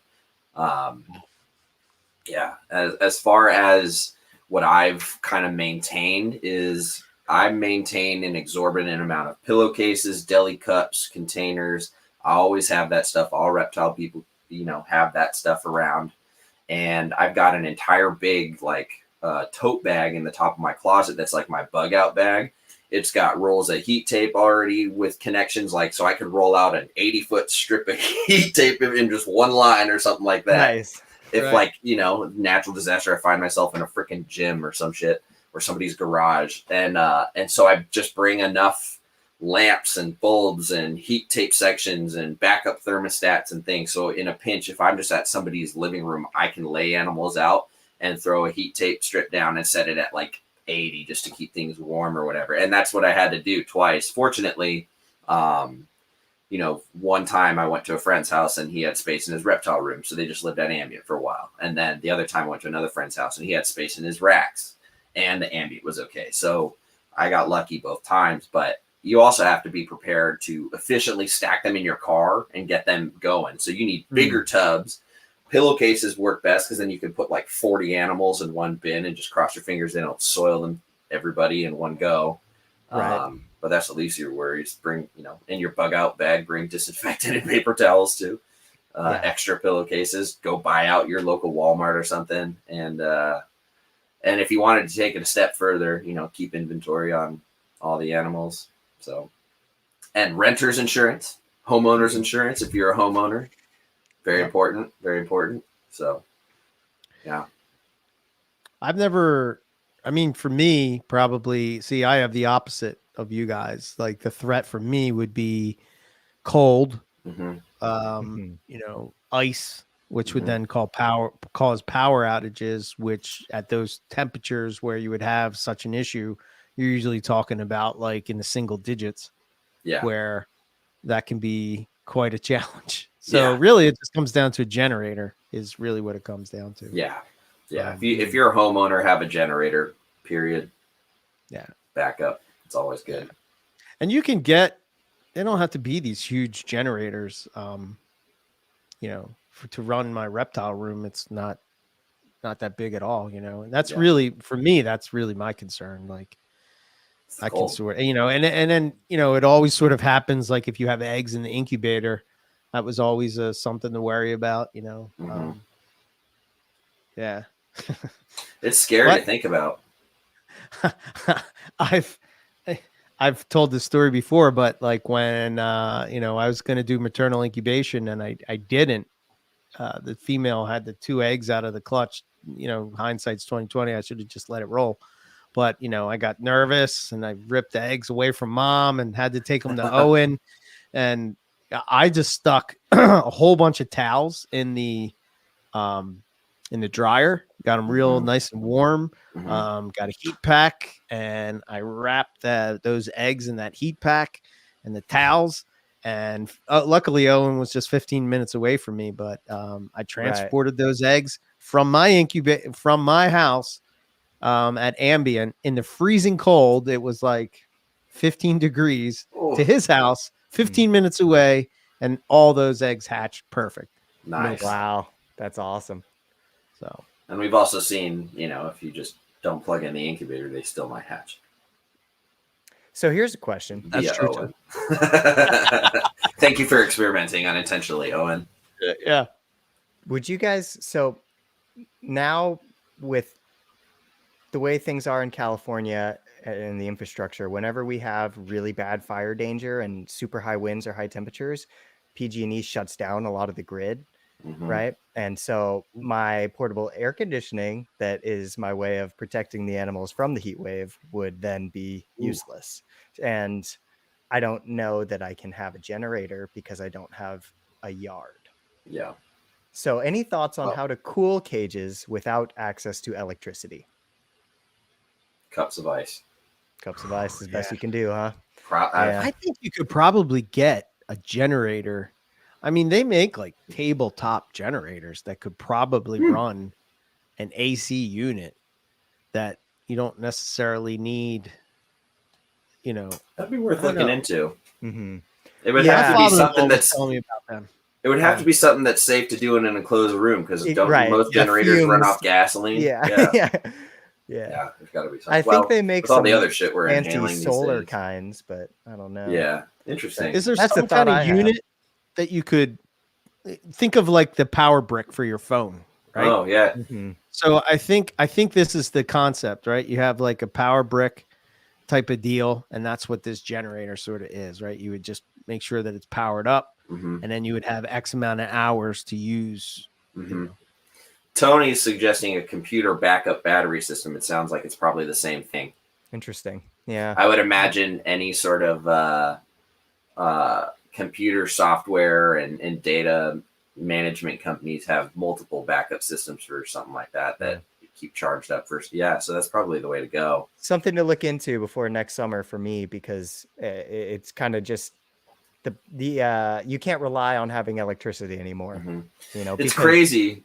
It's crazy how that works, because here in Sacramento, half of the city is on PG&E, and then there's another half that's on a local municipal district sort of power grid, which is what I'm on. So during all the PG&E crap, I'm like, well, you're chilling. I still got power. I was the same way when I was in Alameda. They have their own Alameda Municipal, but now I'm back in a PG&E area. So that's like my number one concern in my house hunting. No PG&E, or is it on PG&E? Because I don't want to do it if I don't have to. Yeah, PG&E is just trying to dodge all these lawsuits. They're like, we didn't start the fire; our power was off. Yeah, well, we had a crazy windstorm 4 or 5 days ago, and it literally looked like a tornado ripped through the park on my way to like eucalyptus trees were down, she oaks down. Literally looked like a bomb went off, and just trees were obliterated everywhere. Cars were smashed, like roads were blocked. It was chaos. And And so a part of Sacramento lost power for a few days, and I had some folks call into the reptile shop. They're like, "Do you have any tips? Do you have any of those heat packs? What can we do?" And I was just like, "Oh crap!" My friend that bought the Mexican Black King from you guys was in that boat. She lost power. Yeah, I mean, for a couple of days, it's not terrible as long as your ambient isn't dropping. But when it happened, the nighttime lows were in the 30s or below out here, so it was like the worst possible combination. And people were like, "What am I just going to do? Sleep with them? Put them in my jacket in the bed?" It's like, hey, good luck. I don't know. Heat packs. Warm water bottles. Yeah. So it's scary to think about, you know. Super scary. Yeah. I mean, disaster planning is important no matter what, and then all the more important when you're planning for other living things besides yourself. Yeah, it's a lot. Stressful to think about. Mm-hmm. For sure. I thought that this would be an interesting topic to get your guys' thoughts on. I saw it over on, I think it was on the Carpet Python discussion board, but Billy Hunt had posted a question, and it says basically, here's a question I've had for a bit. When it comes to outcrossing, at what point do you stop calling the offspring from the outcross pairing outcrosses? Do you ever? Oh, shit. I'm like, wait, what happened here? Whoops, wrong button.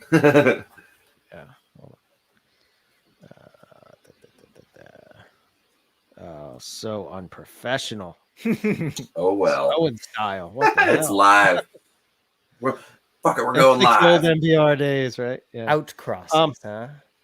All right. So, for example, you have a line that has a couple of animals that are pure, whatever that makes that line. Genetic knowledge tells us to keep those animals strong, you have to outcross. Now you outcross your first generation, those animals are 50% that line. Mm-hmm. So are they outcrosses? The next breeding, one of those 50% animals back to the pure animal, making 75%, on and on and on. At what point do you stop calling the animals outcrosses, or do you ever? Do you lose that line as soon as you outcross? Well, so I guess that sort of plays in with locality stuff. It's sort of the same thing. If you only have one line of locality, how do you? Yeah, I think the answer is yes. You are going to lose the 100% in time, but if you didn't outcross, you'd probably lose the line in time anyway. Because yes, inbreeding depression in reptiles is not as severe and quick acting as in mammals, but it does exist, and it absolutely will lead to problems eventually. So I guess the way that I see this is, if you do nothing, you're headed off a cliff. And if you do outcross, no, you're not going to have the 100% anymore. But if you're honest about the percentages, at least you have something viable. But maybe the inbreeding depression works at a scale that's so slow anyway that it wouldn't necessarily matter in our lifetimes. But then do we care about the next generation of keepers? I don't know. That's a really tricky one. Yeah. I think about that as far as the label dilemma with dwarf and super dwarfs and retics, and how unless it's less than 50%, most retic people tend to just include it as a footnote, as a percentage of the animal. Whereas if it's 50% or above, it counts as a super dwarf or a dwarf according to their colloquial rules. I hesitate to use that as an example just because Morelia people are much better than retic people. Whoa. What? The community. I mean, anyway, we're good people. Yeah. Superior. The views of Mr. Jimison do not No, just kidding. Yeah, exactly. Disclaimer. I don't know what I'm talking about. No, I think about how that plays into it, and their 50% cutoff. And your point, Lucas, being if you just keep going the pure route, eventually you drown it in inbreeding depression and it dies. So I think it's a line, or deserves the title, whatever line, as long as it's legitimately in there and and if you can accurately show that it hails from that line. I think eventually, if you keep going, you might not even have 50% or 75%ers anymore, and eventually, if it keeps going, you might have minimal percentage in there over time as the 50%ers age out and die if it's maintained that well. So I think calling it X line of animal is it's just a label. It's just all about accurate representation. That you can call it. I think anything can be called a line if it's been reproduced several times. If it's part of it, I don't know. If there's like 3 or 4 different like lines to it, then I don't call it a line of just one thing, because then there's all these things. So I don't know. Well, I think an example of this in carpet pythons would probably be Jason Balin's tiger carpets, right? Yeah.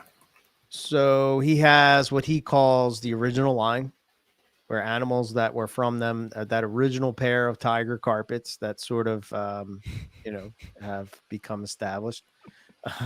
There you go.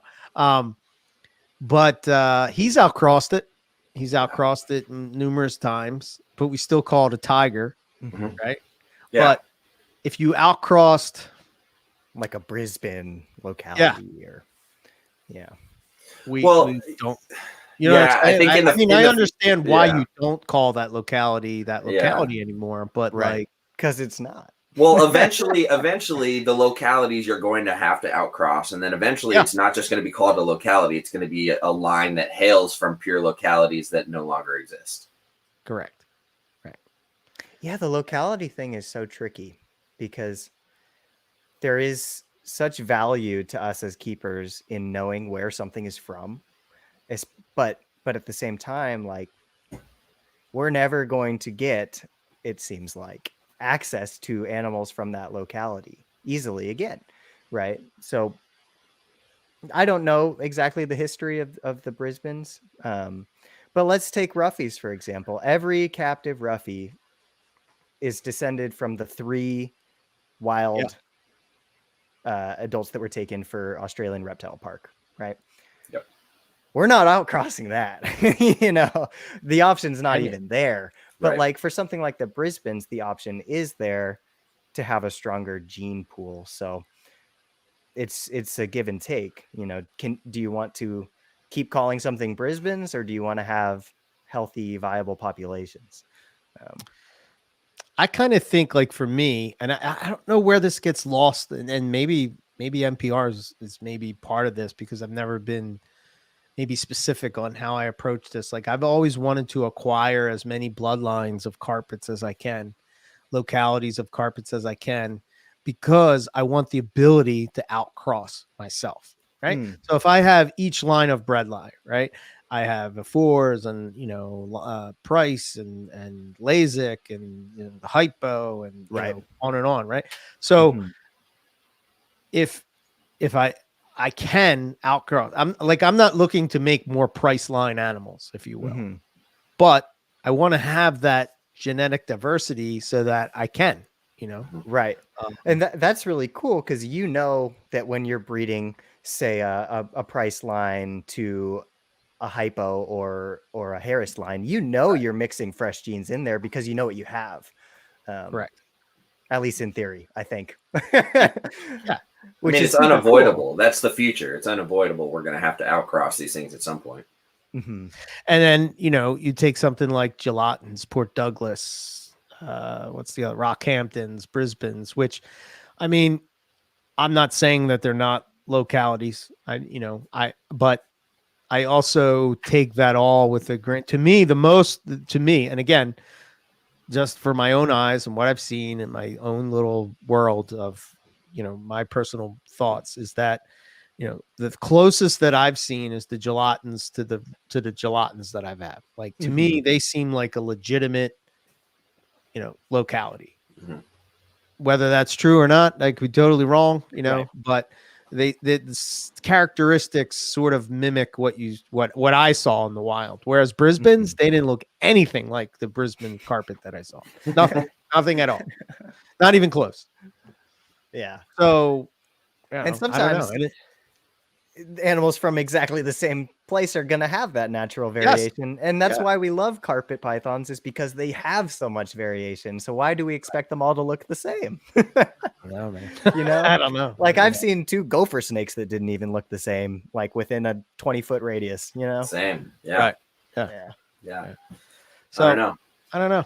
Animals are in a constant state of evolution and flux, and we're just seeing this little window of it as it's happening. Just a snapshot. That's exactly right. Yeah. Which is kind of wild, man. When you think isn't that wild? Dude, it's trippy. It's trippy to think about what we're going to have as far as our perspective 10, 20, 30 years down the line, and looking back on all of this, and then looking out that moment and how things are in that moment will be different.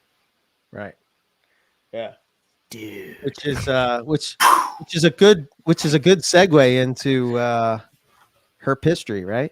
Yeah. The whole idea of that, series is that it sort of captures what's been in the past, and hopefully we've sort of captured the past 10 years on NPR, and other podcasts that have been around and whatnot. But so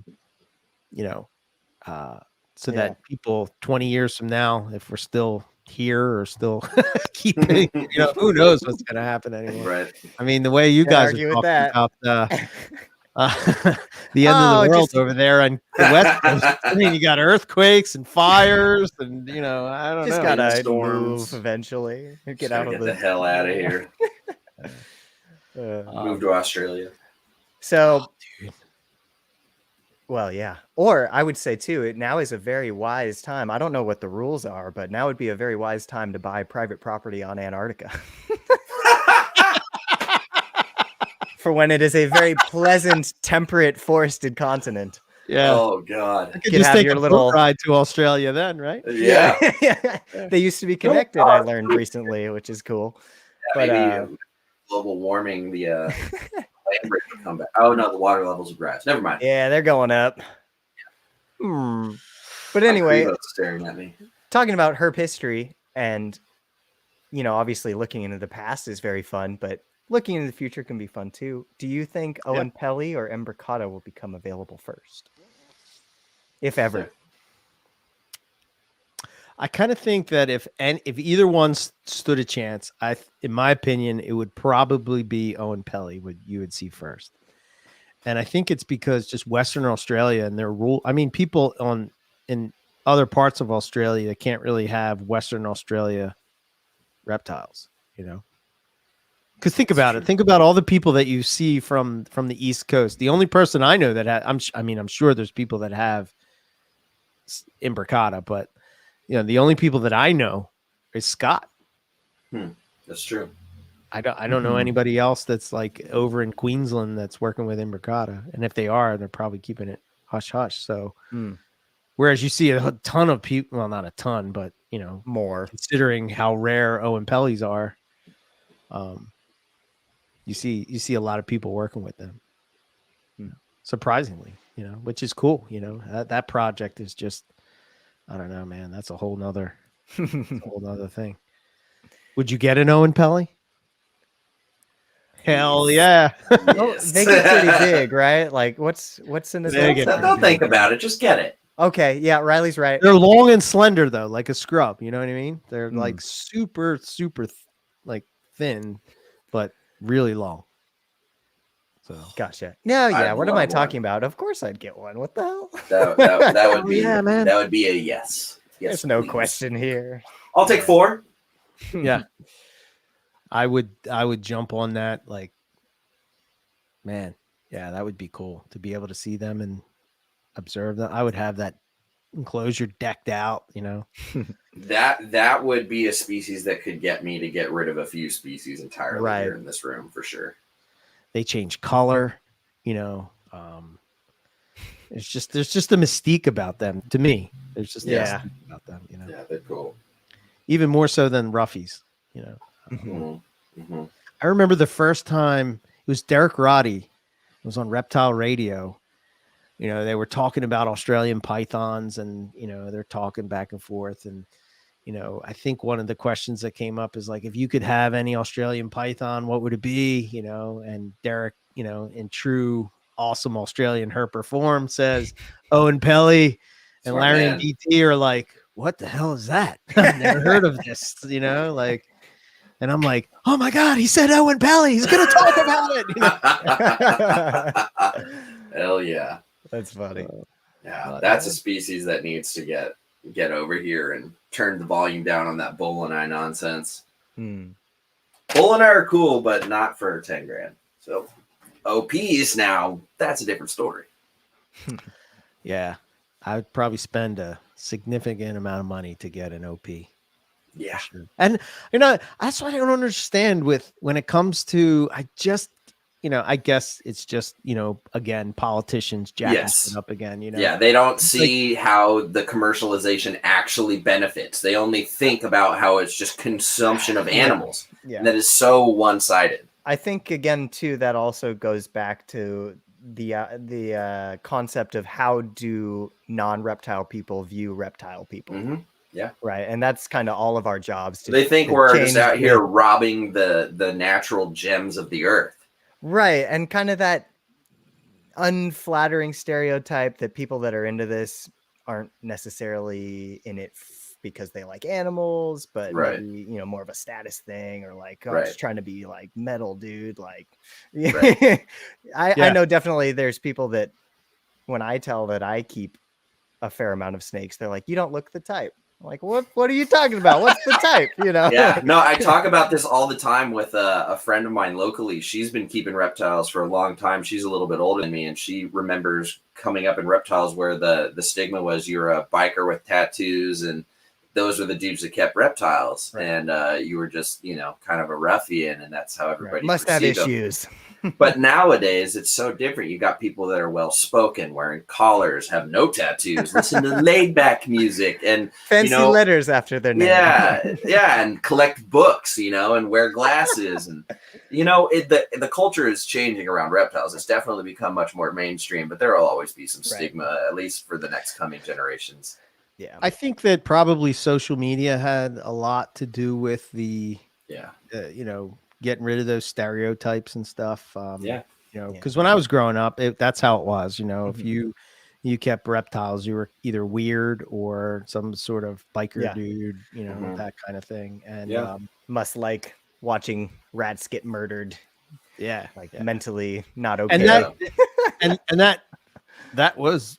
I knew people like that. They're out there. It's not like they didn't exist, but you know, it's it's just a matter of not letting that be what identifies the entirety of the community. You know, that's where voting with your dollar comes into play.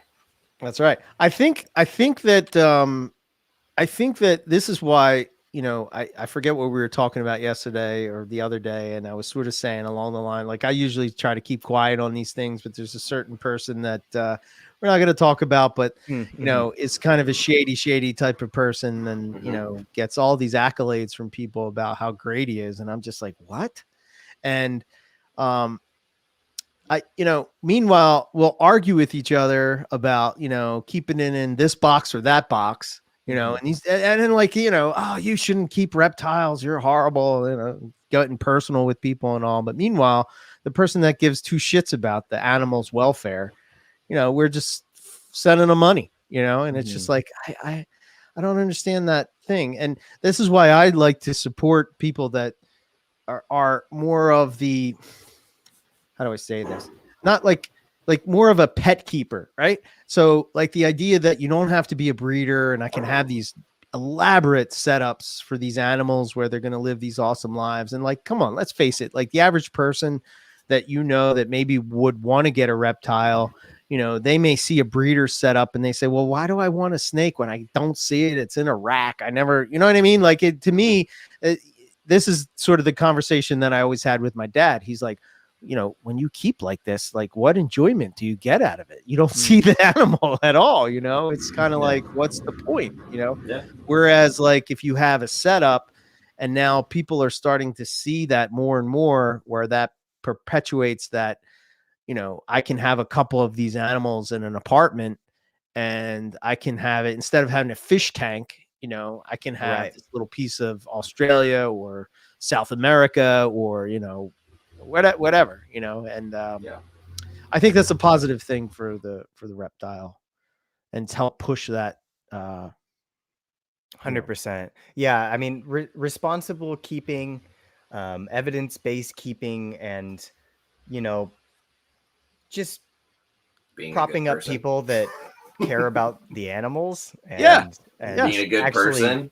Yeah, or at least being a mentor to the next generation. Right. Yeah. I think that Being just patient, kind of being understanding, shifting the public narrative to more of that side of things, and the average person thinking of that kind of person when they think of people that keep reptiles would unlock a lot of the shackles that are placed on that kind of legislation and whatnot. But that might be a pipe dream that's even possible, because there are bad actors and there always will be. Yeah. The thing that I always keep in perspective when choosing who to spend money with or affiliate with or align with in this hobby is there's two kind of cheesy phrases. The first one is the empty barrel rattles the loudest, makes the most noise, right? So the folks that tend to have the least to offer tend to be the ones shouting for the most attention. So that's a good way to tell who's probably full of shit. And then the other thing is a clever man knows what to say. A wise man knows when not to say it. And that's just kind of, those are the two things that I try to keep in mind and think about when I'm seeing all this content that's being put out and some of the decisions I make and just who I associate with and what I associate with. So just some food for thought. That matters, man. Yeah. That does, because I think I have to put this up because Craig he doesn't have to worry about it because IJs can still get imported. Yeah. Owen's not here. We don't have to convince anybody. IJ's rock. Yep, absolutely. Yeah. Well, and on that note, what we'll say is if you want to vote with your dollar, don't forget to go to the Teespring store and get yourself some good swag from the NPR network. Just go to teespring.com, type in NPR store. The other thing you can do to vote with your dollar and support what Eric and Owen have been doing for going on 10 years now is you could join Patreon for the NPR network for just $5 a month. You can buy those guys a cup of coffee and get them going. Eventually we'll be getting some more tiers out there. If y'all are itching to send them more money to do stuff, that'll be going on too. And in the meantime, you can get some swag, support the good people, buy some coffee, support the good people. You know how it goes. Did you guys get your coffee cups yet? No. Oh, the mail around here has been so screwed up. It's horrible, man. Seriously. It's been so bad. Those like months ago, huh? Yeah. Yeah. It'll come eventually, I'm sure. Okay. All right. Yeah. Just have to check in.